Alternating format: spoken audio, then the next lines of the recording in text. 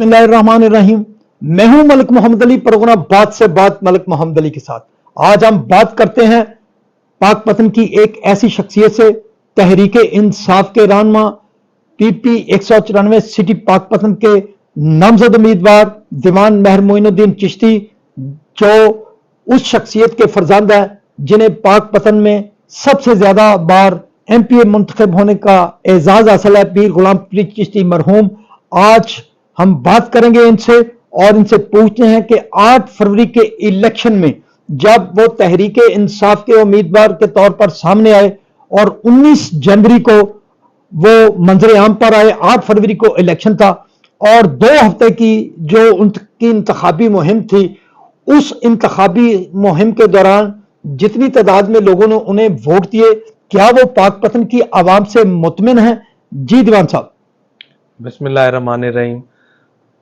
सबसे पहले मैं मलिक साहब आपका शुक्रिया अदा करता हूं कि आप तशरीफ़ लाए और बात करने का मौका दिया।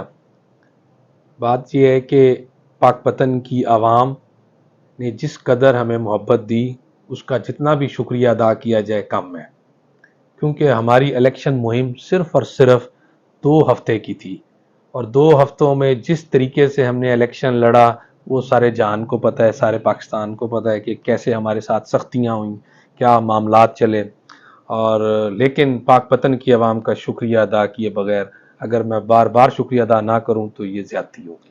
अच्छा दीवान साहब, एक बात यह भी है कि फार्म 45 और 47 का भी हवाला आया और आप के दोस्तों की तरफ से भी ये आता रहा, तहरीक इंसाफ की तरफ से भी आता रहा और खुद आपकी तरफ से भी ये बात सामने आई कि फार्म 45 में आप इलेक्शन जीते थे, तो फिर हुआ क्या?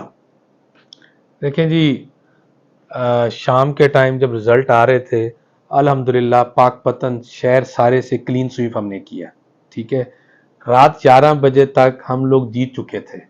जब सुबह फॉर्म 47 का हमें तो बताया गया, फॉर्म 45 का, जब 47 का पेपर आया तो उसमें पता चला जी हम लोग हार गए हैं। तो ये तो सारे पाकिस्तान में हुआ है, 45 वाले हम हैं, 47 वाले और हैं। और दीवान मेहर मोइनुद्दीन साहब, जो अब मौजूदा हुकूमत बन चुकी है, पंजाब की हुकूमत भी बन चुकी है और वफाक की हुकूमत भी बन चुकी है, क्या जो मौजूदा सियासी सूरत हाल है, अदम इस्तेहकाम चल रहा है सियासत में, तो क्या आप तवक्को करते हैं कि ये हुकूमत अपनी मुद्दत पूरी करेगी? देखें, सियासी इस्तेहकाम उस वक्त तक नहीं आएगा जब तक हमारे कायद इमरान खान जेल से रिहा नहीं होंगे। देखें, इमरान खान एक पाकिस्तान का इस टाइम सबसे बड़ी सियासी जमात का सबसे बड़ा लीडर है। जब तक इमरान खान पाकिस्तान जेल से बाहर नहीं आएंगे, उस वक्त तक पाकिस्तान में सियासी इस्तेहकाम नहीं हो सकता। और दूसरा ये कि जो तहरीक इंसाफ के कारकुन थे, इलेक्शन में क्या आप उनकी कारकर्दगी से मुतमिन है?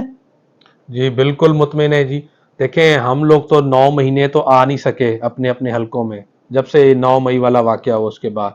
तो ये हमारे कारकुन नहीं थे ना तहरीक इंसाफ के, जिन्होंने सारी मोबिलाइजेशन की, सारी कंपेन चलाई। हम लोग तो आखिरी 2 हफ्ते बामुश्किल आ सके, हम तो अपने हलकों में भी नहीं जा सके पूरे।